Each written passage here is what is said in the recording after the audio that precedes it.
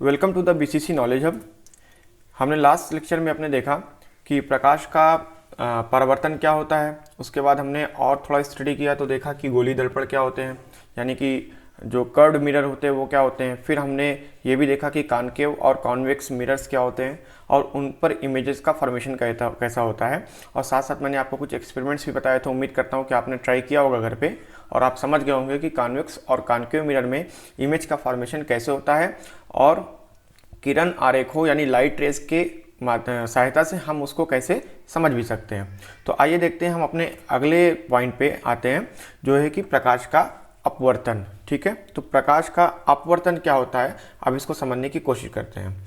प्रकाश के अपवर्तन को आप क्या बोल सकते हैं, रिफ्रैक्शन भी बोल सकते हैं। ठीक है, रिफ्रैक्शन भी बोल सकते हैं। तो यहाँ पे एक आप फिगर देख रहे होंगे, एक यहाँ पे बॉय है और ये फिशिंग कर रहा है। ठीक है, और फिशिंग के टाइम पे देखिए ये क्या एक्सपीरियंस कर रहा है एक्चुअल में कि फिश यहाँ पर है जो उसको दिखाई दे रहा है, बट रियलिटी क्या है कि फिश यहाँ पर है। यानी कि पानी में जो उसको इमेज दिख रही है वो थोड़ी डिफरेंट दिख रही है। तो अब आप यहाँ पे देखेंगे कि आपने भी अपने लाइफ में कभी ना कभी बहुत सी चीज़ें एक्सपीरियंस की होगी, जैसे कि ग्लास में आप पानी लेते हैं और उसमें कोई आप ऑब्जेक्ट डाल देते हैं, या कभी कभी हमारा अगर कोई पेंसिल है और वो किसी पानी में डिप है, या ऐसे बहुत सारे एग्जांपल्स हैं रिफ्रैक्शन के जो कि अभी आप आगे इस चैप्टर में यानी इस पर्टिकुलर टॉपिक में आप देखेंगे। तो ये फिशिंग बॉय, तो इसको आप देखिए ध्यान से कि जो लाइट रेज है वो एक्चुअल में यहाँ से आ रही है फिश से, बस पानी के यानी वाटर के बाहर जाने के बाद एयर में ये टर्न हो गई। ठीक है, इसलिए ये रेस कहाँ से आती हुई दिखाई दे रही है, यहाँ से। अगर आप इसको पीछे सीधा बढ़ाते हैं इस प्रकार से तो कहाँ से आ रही है, कहीं यहाँ से दिखाई दे रही है। तो फिश की इमेज कहाँ बन रही है, एक अलग लोकेशन पे बन रही है। तो इसी को कहते हैं प्रकाश का अपवर्तन। यानी कि हम क्या समझे कि जो लाइट रेज है वो एक मीडियम से दूसरे मीडियम, यानी एक माध्यम जैसे कि हमारा पानी था और दूसरा माध्यम क्या था, वायु था। यानी हम क्या समझे कि जब भी पानी से जो हमारी लाइट रेज है अगर वायु में जा रही है तो इसका डायरेक्शन जो है वो चेंज हो रहा है। इसी प्रकार से वायु से पानी में जाएगी तो भी डायरेक्शन चेंज होगा। तो हम क्या समझे प्रकाश का रिफ्लेक्शन क्या है, अपवर्तन क्या है, कि एक माध्यम से दूसरे माध्यम में जब भी प्रकाश जाएगा तो इसका जो है वो डायरेक्शन जो है वो चेंज होगा। इसको प्रकाश का हम अपवर्तन कहेंगे। ये हम समझ गए। अब हम कुछ एग्जाम्पल्स देखेंगे और समझेंगे ये क्यों होता है। यहाँ पे देखिए एक पेंटिंग बहुत अच्छी लगी हुई है और ये प्रिज्मेटिक पेंटिंग है जो कि प्रोड्यूस की गई है स्टीफन नैप के थ्रू। तो यहाँ पे देखिए आप राइट साइड में इमेज देख भी रहे होंगे यहाँ पे कैसे ये जो है ग्लासेस को सेट कर रहा है। तो एक्चुअली में ये पेंटिंग इसको बोलते हैं प्रिज्मेटिक पेंटिंग्स, मीन्स इसमें प्रिज्म का यूज़ किया गया है। और प्रिज्म जो है वो बेसिकली लाइट रिफ्लेक्शन के लिए रिफ्रैक्शन के लिए नोन है, वो लाइट रिफ्रैक्ट करता है। और इन्होंने यहाँ पे पेंटिंग में सिर्फ यूज़ क्या किया है, प्रिज्म्स यूज़ किए हैं, बहुत सारे ग्लास स्लैब्स यूज़ किए हैं, ऐसे समझ लीजिए। और यहाँ पे देखिए उन्होंने किस हिसाब से बहुत अच्छी पेंटिंग के एग्जांपल्स और बहुत सारे आप नेट पे चेक कर सकते हैं। तो ये भी देखिए एक रिफ्लेक्शन का मॉडल आपके सामने है। नेक्स्ट हम देखते हैं कि कुछ यहाँ पे एग्जांपल्स दिए गए हैं आपके बुक में कि पेंसिल का एग्जांपल्स है या ग्लास में एक कॉइन रखा हो उसका एग्जांपल्स है, और ऐसे बहुत सारे एग्जांपल्स हैं। आप अपने घरों में एक्सपीरियंस कर सकते हैं। यहाँ पे आपको क्रियाकलाप यानी प्रैक्टिकल भी दिया गया है, आप इसको रिपीट भी कर सकते हैं, देख सकते हैं कि ये बेसिकली कैसे अपवर्तन होता है प्रकाश का, उसको समझने के लिए। मैंने यहाँ देखिए एक दो इमेजेस आपके लिए रखी हैं। ये देखिए आप जब भी पानी में इस प्रकार से अगर सिक्का रखते हैं तो आप देखेंगे सिक्का थोड़ा उठा हुआ यानी ऊपर की तरफ आपको दिखाई देगा। और उसी प्रकार से जब आप पेंसिल लगते हैं तो पेंसिल भी आपको इस तरह से थोड़ा टिल्ट जो है वो दिखाई देती है। ऐसा क्यों होता है, देखिए इस इमेज में भी आपको समझने की कोशिश करता हूँ कि देखिए यहाँ पे आपका क्या हो गया, वाटर हो गया और बाहर आपका क्या हो गया, एयर हो गया। ठीक है, तो वाटर से एयर मतलब कि यहाँ पे देखिए इंसिडेंट रे के बारे में आप जाने, हमने शुरू में हम बात कर चुके हैं। तो इंसिडेंट रे, ठीक है, ये आपका सरफेस हो गया यानी रिफ्लेक्शन सरफेस हो गया। ठीक है, या बाउंड्री कह लीजिए। तो यहाँ से जब भी लाइट एंटर करी, यहाँ से इसका मीडियम क्या हो गया, चेंज हो गया। अब चेंज होने के बाद मीडियम का डायरेक्शन जो है, सॉरी लाइट का जो डायरेक्शन है वो चेंज हो जाएगा। देखिए वो डायरेक्शन चेंज हो गया। अब ये सपोज दैट अगर ये चेंज नहीं होता तो लाइट कहाँ से जानी चाहिए थी, वो कहीं यहाँ पे सीधी निकल जानी चाहिए थी। ठीक है, ऐसा कुछ होना चाहिए था, बट ऐसा हुआ नहीं। लाइट की डायरेक्शन क्या हो गई, वो चेंज हो गई। और अगर आप यहाँ एक नॉर्मल लेते हैं, मतलब एक सीधी लाइन लेते हैं जहाँ से लाइट रिफ्लेक्ट हुई, उसके ऊपर एक परपेंडिकुलर लेते हैं, तो यहाँ पे आप देखेंगे कि नॉर्मल के साइड में जा रही है। आपने ये देखा, नॉर्मल के साइड में, यानी जो आपने नॉर्मल लिया है उसके साइड में ये झुक रही है। ठीक है, तो ये समझ में आ गया कि कहीं ना कहीं इसकी जो है डायरेक्शन लाइट की वो चेंज हो रही है, ये चीज़ फिक्स हो गई। और किसी एंगल पे हुई, चूँकि नॉर्मल हम 90 एंगल पे डालते हैं, और आगे भी आप देखेंगे, और इसके जो टर्मिनोलॉजीज है मैं यहाँ पे थोड़ा आपको बस समझाने की कोशिश कर रहा हूँ कि लाइट जो है वो कैसे जो है वो डायरेक्शन अपनी चेंज कर लेती है। और इन्हीं सब कारणों की वजह से, इन्हीं सब रीजंस की वजह से आपको जो पेंसिल का एग्जाम्पल है, या आपको कॉइन का एग्जाम्पल है, या आप घर में और भी एग्जाम्पल्स होंगे, आप उसको एक्सपीरियंस करते होंगे। तो आगे हम इसको थोड़ा और डीप में जाके समझते हैं। ठीक है, यहाँ पे भी और कुछ एग्जाम्पल्स दिए हुए हैं। प्रैक्टिकल क्रियाकलाप 10.9, मेज पर रखे सफ़ेद कागज़ की शीट पर एक मोटी सीधी रेखा खींचिए। ये भी सेम एग्जाम्पल है, आप इसको भी ट्राई करिए कि किस तरह से अपवर्तन होता है। कांच का स्लैब का जो है एग्जाम्पल दिया गया है, ये आपको थोड़ा एक्सप्लेनेशन से बुक में दिया गया है, इसको हम पढ़ेंगे। यहाँ पे देखिए कांच का स्लैब भी बना हुआ है ये। ठीक है, देखिए कांच के स्लैब में किस प्रकार से अगर आप लाइट इंसिडेंट होती है तो किस प्रकार से, अगर सपोज दैट ये लाइट इंसिडेंट हो रही है तो वो किस प्रकार से वो अपनी डायरेक्शन चेंज कर दिया उसने। क्योंकि लाइट यहाँ से इंसिडेंट हो रही है तो उसको यहाँ से कहीं जाना चाहिए था लाइट को, मगर यहाँ से ना जाके लाइट जो है वो लेफ्ट की साइड मुड़ गई। ठीक है, तो ये आप देखेंगे, और यहाँ से देखिए यहाँ से निकल जाती है। तो ये लाइट का भी एक एग्जाम्पल आपके सामने है कि किस प्रकार से ये अपनी जो है वो डायरेक्शन जो है वो चेंज करती है। नेक्स्ट हम देखेंगे थोड़ा कांच के जो स्लैब है आपका, उसको और एक्सप्लेनेशन से देखते हैं कि यहाँ पे आपका फिगर दिया हुआ है। ठीक है, ये फिगर आपका 10.10 जो फिगर दिया हुआ है इसमें अच्छे से एक्सप्लेन किया गया। मैंने इसी फिगर को थोड़ा एक यहाँ पे जो है बनाने की कोशिश की है। तो यहाँ पे आप देखेंगे कि लाइट जो आपकी इंसिडेंट हो रही है, देखिए। ठीक है, कुछ टर्मिनोलॉजी यहाँ पे समझिएगा। ये आपकी इंसिडेंट लाइट हो गई, ये आपकी रिफ्लेक्टेड लाइट हो गई, और ये आपकी एग्जिट वाली हो गई, इसको निर्गत किरण भी बोलते हैं। ठीक है, ये आपका ग्लास है, एयर और एयर, मतलब एयर से लाइट आई, ग्लास में गई, फिर एयर में गई। तो हम कुछ चेंजेस देखते हैं पहले। और एक नॉर्मल लेते हैं जहाँ पे, यहाँ पे एक नॉर्मल लिया जहाँ पे लाइट इंसिडेंट हो रही है, यहाँ पे एक नॉर्मल लिया, ये भी एक आपका नॉर्मल है। ठीक है, जहाँ पे लाइट एग्जिट हो रही है। जब लाइट एयर से कहाँ पे गई, ग्लास में गई, तो एयर आपका कैसा मीडियम है, विरल। देखिए विरल और सघन का यहाँ कॉन्सेप्ट आप समझिएगा, विरल और सघन, इसको भी साथ साथ समझ लेते हैं। ठीक है, तो ये आपका डेंस है। ठीक है, ये आपका विरल माध्यम हो गया। ठीक है, डेंस और विरल, ये दो जो है, इसको विरल को आप रेयर भी बोल सकते हैं। ठीक है, तो रेयर और डेंस ये दो हो गया। रेयर से यानी कि एयर से। ठीक है, एयर आपका क्या हो गया, रेयर मीडियम, जिसको हम बोलते हैं विरल माध्यम। वहां से जब भी लाइट कहाँ गई, हमारे सघन माध्यम यानी डेंस में गई। तो आप देखेंगे कि ये हमेशा क्या होता है कि अभिलंब की तरफ झुक जाती है। अगर आप देखेंगे तो ये हमेशा अभिलंब की तरफ झुक जाएगी। ठीक है, पता आप कैसे लगाएंगे, आप देखिए ये जो लाइट इंसिडेंट है, आप इसको थोड़ा पीछे बढ़ा दीजिए, आपको खुद समझ में आ जाएगा कि किस तरफ जा रही है, ये अभिलंब की तरफ झुक गई, मतलब कि यहाँ से ये इधर आ गई। ठीक है, फिर जब भी light convert means direction change करने के बाद जब ये दूसरे सरफेस से यहाँ पे एस आर आपके फिगर में देखिए सी और डी है। ठीक है, सी डी सरफेस से यहाँ से टकराएगी तो क्या होगा कि विरल अभिलंब से दूर होगी, मतलब नॉर्मल से दूर होगी। इसका मतलब क्या हुआ कि ये लाइट रेस को अगर आप सीधे लेके जाते हैं, ठीक है, चूंकि इसको ऐसे जाना चाहिए था, मगर ये किधर जा रही है, ये दूर हो रही है, जबकि इस केस में कहाँ पे आ रही है, पास में आ रही है। ठीक है, तो आप यहाँ से कंपेयर कर सकते हैं।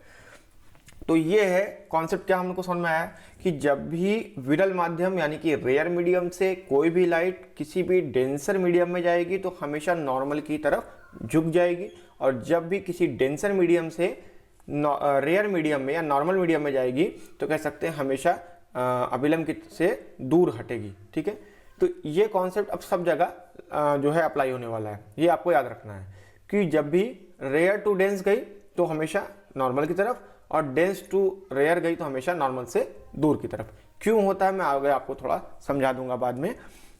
अभी के लिए आप यहाँ पे कुछ एंगल्स देखिए, यहाँ पे इन्होंने दिए हुए हैं, जैसे कि एंगल आई आपके यहाँ पे फिगर में देखिए, यहाँ पे बना हुआ है। इसी प्रकार यहाँ पे भी एंगल आई है जिसको इंसिडेंट एंगल बोलते हैं, और उसके बाद एक हमारा एंगल कौन सा होगा, आर होगा, जिसको हम रिफ्लेक्शन एंगल बोलते हैं। ठीक है, तो रिफ्लेक्शन और इंसिडेंट, ठीक है, आप इसको R1 और R2 भी बोल सकते हैं, जैसे आपके यहाँ पे है, ठीक है, और I1 और I2 भी बोल सकते हैं। ठीक है, तो ये एंगल्स में हमने आपको पहले इसके बारे में हमने बात कर ली है कि कुछ इंसिडेंट एंगल्स होते हैं, रिफ्रैक्शन एंगल होता है, रिफ्लेक्शन एंगल होता है। ठीक है, यहाँ आर से मतलब क्या है, रिफ्रैक्शन एंगल से। ठीक है, रिफ्लेक्शन एंगल से कंफ्यूज मत होइएगा। तो बेसिकली हम यहाँ पे दो नियम है, इसको देखते हैं कि आपतित किरण की, और यहाँ पे थोड़ा मिस प्रिंटिंग है, परावर्तन के नियम नहीं, एक्चुअली ये अपवर्तन के नियम है। ठीक है, ये ध्यान रखिएगा। तो ये अपवर्तन के नियम है।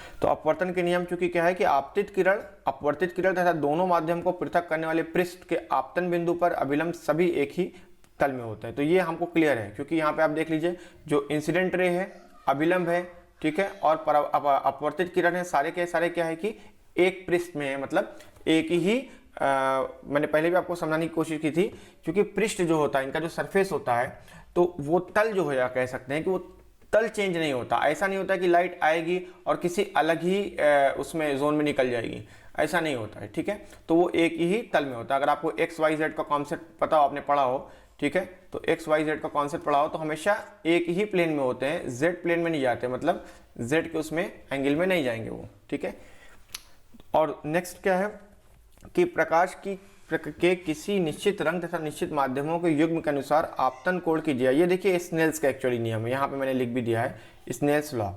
तो स्नेल्स लॉ क्या कहता है कि ये एक्चुअली रिलेशनशिप आपको बताता है किसके बीच में, जो एंगल्स बने हुए इंसिडेंट के और रिफ्लेक्शन का, यानी I और R के बीच में एक रिलेशन बताता है कि जब भी कोई लाइट जो है वो पास होती है किसी दो माध्यमों से, एक पर्टिकुलर बाउंड्री से। यहाँ पे हमने बाउंड्री का देखिए जिक्र भी किया है, ये हमारी P और Q बाउंड्री है, S और R ये भी एक बाउंड्री है।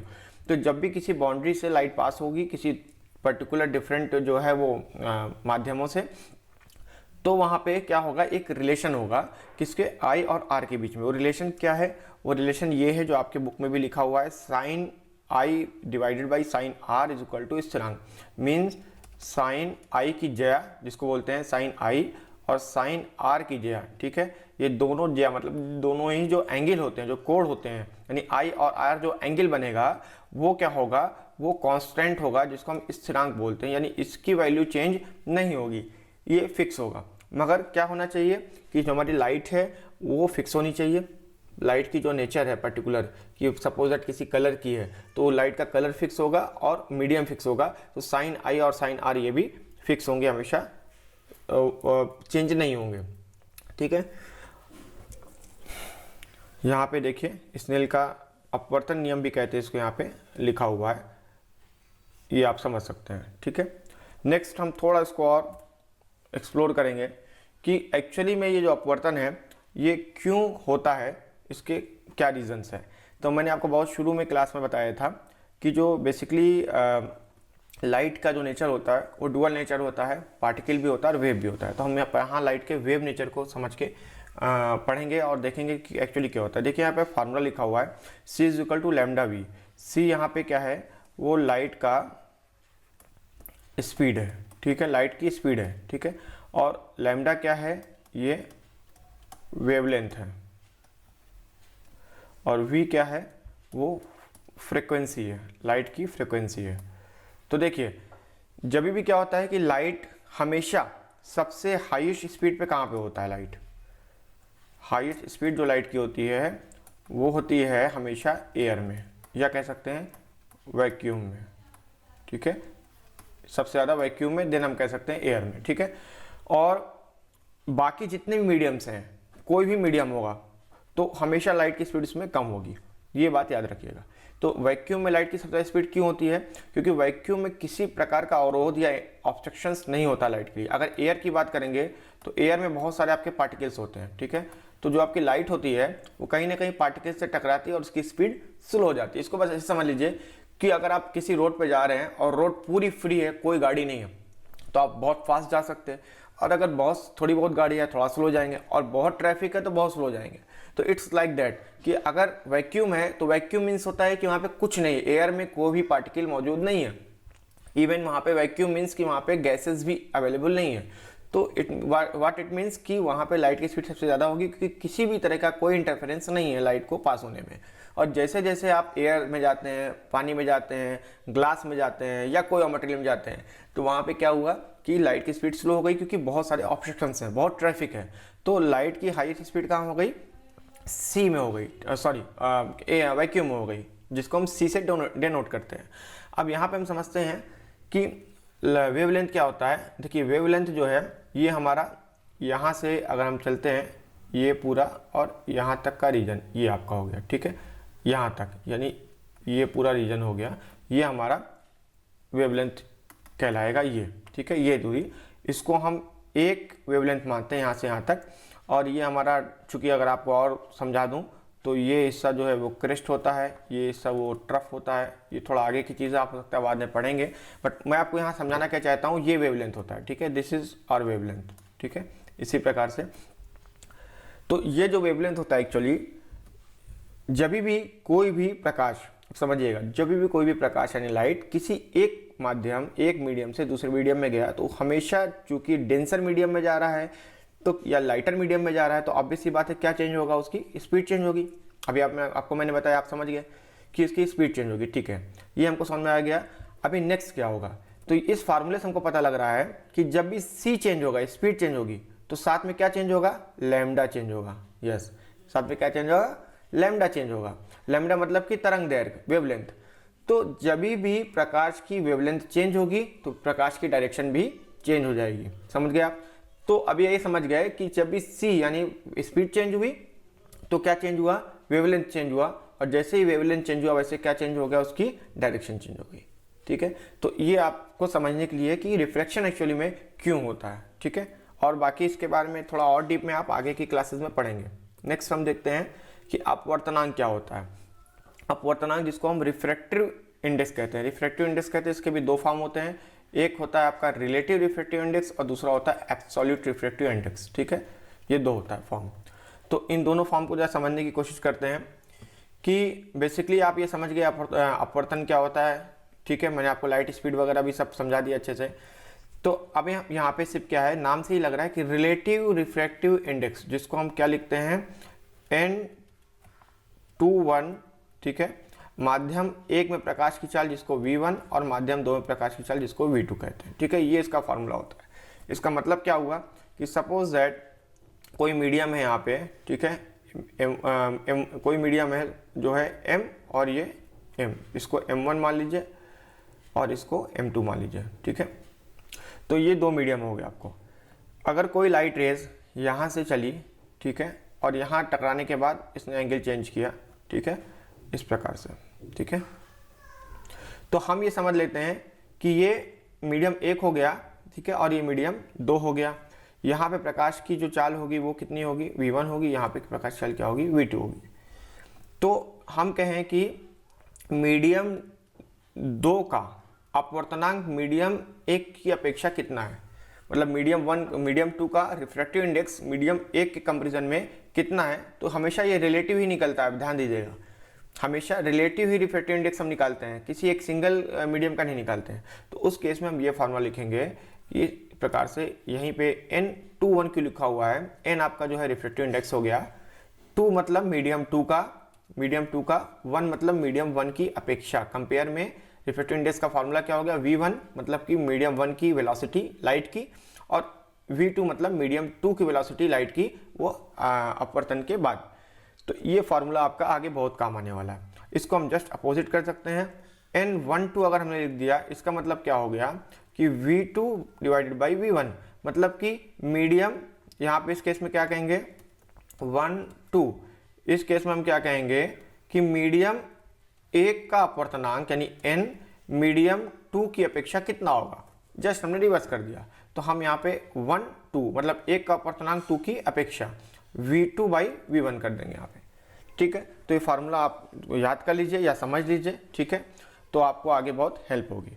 नेक्स्ट हमारा क्या पॉइंट है कि NM क्या होता है। ठीक है, ये बहुत इजी है, जिसको हम एब्सोल्यूट रिफ्रैक्टिव इंडेक्स कहते हैं। अभी तक हमने जो पढ़ा वो क्या था? रिलेटिव रिफ्रैक्टिव इंडेक्स था। नेक्स्ट क्या है? Absolute refractive index. इसको पता लगाने के लिए क्या है, ये बहुत सिंपल है कि जब भी हम दो मीडियम की बात कर रहे हैं, ठीक है, एम मीडियम M1 की बात कर रहे हैं और M2 की बात कर रहे हैं, तो हमेशा अगर कोई पहला मीडियम हमारा जो है वो क्या है, वैक्यूम है। अभी हमने वैक्यूम की बात किया, ठीक है, जो कि वैक्यूम है, निर्वात जिसको बोलते हैं। तो जब भी हमारा मीडियम फर्स्ट निर्वात होगा तो हमेशा उस केस में रिलेटिव रिफ्रैक्टिव इंडेक्स ना निकाल के हम क्या निकालेंगे, NM निकालेंगे, जिसको बोलते हैं एब्सोल्यूट रिफ्रैक्टिव इंडेक्स। तो एब्सोल्यूट रिफ्रैक्टिव इंडेक्स का क्या है फार्मूला, थोड़ा जरा साइड में देखते हैं लेफ्ट में, NM is equal to C/V। अब ध्यान दीजिएगा, आपको पहले से पता है C क्या है, लाइट की स्पीड, मैंने अभी आपको क्लियर किया था। V क्या है, दूसरे मीडियम की वेलोसिटी लाइट की, वो दूसरे मीडियम में एंटर करने के बाद, ठीक है। अब यहाँ पे एक चीज़ और ध्यान देने वाली है कि हमेशा इसकी जो वैल्यू है हमेशा मोर देन 1 होती है, ठीक है, मोर देन 1 होती है, ये बात याद रखिएगा। क्यों होती है, क्योंकि जब भी आप C/V कहीं लिखते हो तो C जो है लाइट का जो है स्पीड है, मैंने अभी आपको क्लियर किया कि वैक्यूम में सबसे फास्टेस्ट स्पीड होती है लाइट की, सबसे ज़्यादा तेज़ होती है, इससे ज़्यादा तेज़ लाइट कहीं नहीं होगी। तो इसका मतलब ये क्लियर हो गया कि C हमेशा सबसे ज़्यादा होगा, V कभी भी C से ज़्यादा नहीं हो सकता है। तो हमेशा C क्या होगा, V से ज़्यादा होगा। और 1 से कम वैल्यू कब आएगी, जब V कम होगा तो ही ये संभव हो पाएगा। तो हमेशा C सबसे हाईएस्ट होगा, इसीलिए इसका मान कभी भी 1 से कम नहीं होता है, ठीक है, ये आप समझ गए। नेक्स्ट हम समझते हैं, देखते हैं क्या है। हाँ, यहाँ पे देखिए एक टेबल दी हुई है, टेबल को आप देख सकते हैं, आपको याद करने की ज़रूरत नहीं है, जहाँ पे आपको काम लगेगा वहाँ पे आपको रिफ्रैक्टिव इंडेक्स दिया होगा, ठीक है। तो यहाँ पे देखिए वायु यानी एयर, बर्फ, जल, ऐसे बहुत सारी चीज़ें जो है वो कंपेयर की गई है कि किसका रिफ्रैक्टिव इंडेक्स किसकी अपेक्षा में कितना होता है, ठीक है, इसको आप समझ लीजिएगा। और नेक्स्ट क्या है हमारे यह बॉक्स में, यहाँ भी जानिए कुछ लिखा हुआ है इंपॉर्टेंट पॉइंट। क्या लिखा हुआ है यहाँ पे कि किसी माध्यम की प्रकाश को अपवर्तित करने की क्षमता को इसके प्रकाशिक घनत्व के द्वारा भी व्यक्त किया जा सकता है। हाँ देखिए, प्रकाशिक घनत्व, तो ये टर्मिनोलॉजी है, मैं आपको बता देता हूँ ये क्या है। ये एक्चुअली क्या है, प्रकाशिक घनत्व, ऑप्टिकल डेंसिटी अगर आपने सुना होगा, ठीक, या पढ़ा होगा, ऑप्टिकल डेंसिटी, ठीक है। अब डेंसिटी की अगर बात आई गई है तो हम देख लेते हैं कि एक होता है सिर्फ डेंसिटी, ठीक है, ओनली डेंसिटी, जिसको आप बोलते हैं घनत्व, ठीक है, यानी किसी का द्रव्यमान घनत्व जिसको आप बोल सकते हैं, मैटर की डेंसिटी। तो जैसे कि लोहा है यानी आयरन है, इसकी डेंसिटी ज़्यादा है किससे, लकड़ी से यानी कि वुड से, ठीक है।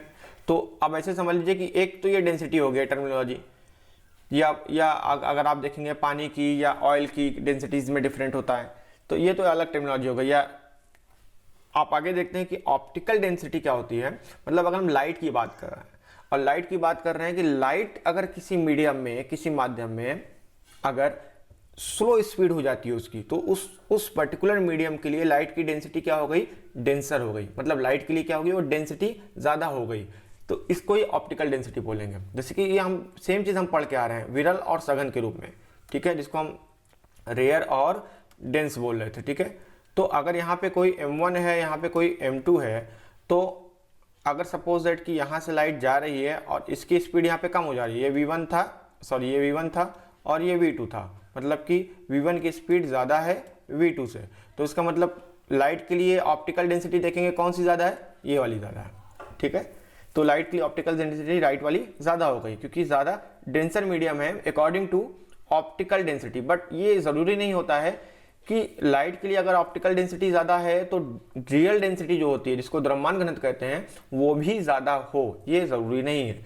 तो ये डिसाइड नहीं होता है कि किसी पर्टिकुलर मैटर का अगर घनत्व ज़्यादा है तो लाइट के लिए भी उसका घनत्व ज़्यादा होगा, नहीं। Optical density is totally different thing from density, ठीक है। तो वो आप इसमें टेबल में शायद एक एग्जाम्पल आपका केरोसिन के साथ दिया भी है कि केरोसिन के साथ भी दिया हुआ है कि केरोसिन डेंसिटी कम होने के बावजूद जो है ऑप्टिकल डेंसिटी वो शायद ज़्यादा उसमें आती है, तो आप पढ़ के समझ सकते हैं यहाँ पे, ठीक है। नेक्स्ट यहाँ पे कुछ प्रश्न दिए हुए हैं, तो प्रश्न देखिए क्या बोल रहे हैं। प्रश्न नंबर 1 है, वायु में गमन करती प्रकाश की किरण जल में तिरछी प्रवेश करती है, क्या प्रकाश किरण अभिलंब की ओर झुकेगी अथवा अभिलंब से दूर उठेगी। तो ये अभी आप जस्ट पढ़ के आ रहे हैं, इसको आप खुद समझ सकते हैं कि कोई लाइट रेस वायु में गमन कर रही है और प्रकाश की और जल में जा रही है, तो ऑब्वियसली मैंने आपको बताया कि नॉर्मल, आप जब नॉर्मल से देखेंगे तो हमेशा, चूंकि विरल से सघन मतलब रेयर से डेंस में जा रही है तो हमेशा नॉर्मल की तरफ झुकेगी, ठीक है।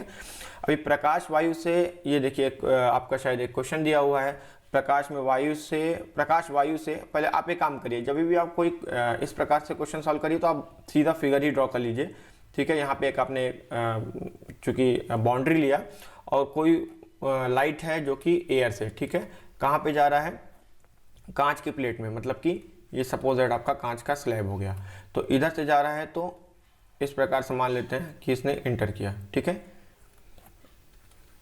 ठीक है।